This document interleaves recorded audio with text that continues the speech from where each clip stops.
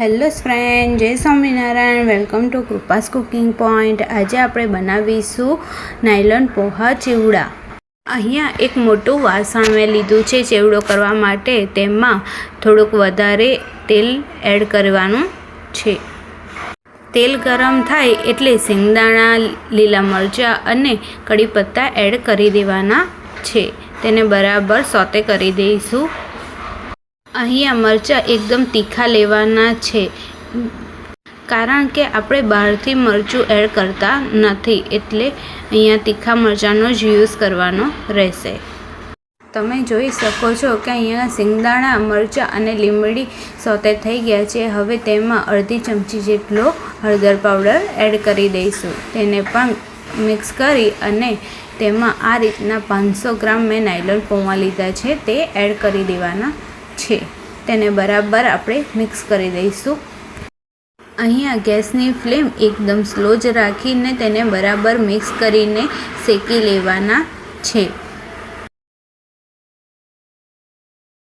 તમે જોઈ શકો છો કે અહીંયા પૌવામાં બરાબર તેલ ઓબ્ઝર્વ થઈ ગયું છે અને મિક્સ થઈ ગયા છે.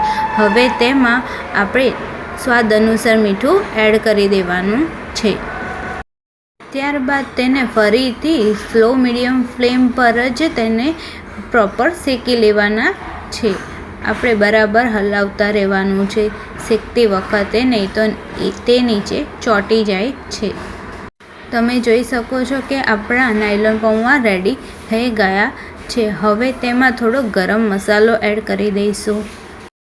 હવે તેને બરાબર મિક્સ કરી દેવાનો છે અને 2 થી 5 મિનિટ સુધી ગેસ ઉપર આ રીતે સતત હલાવીને તેને શેકી લઈશું.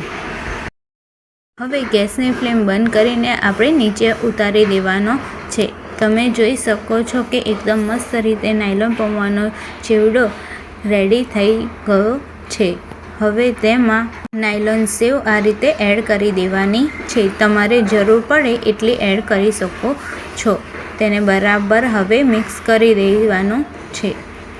તમે જોઈ શકો છો કે એકદમ મસ્ત રીતે અને કુરકુરી રીતે નાયલોન પૌવાનો ચેવડો બનીને રેડી થઈ ગયો છે.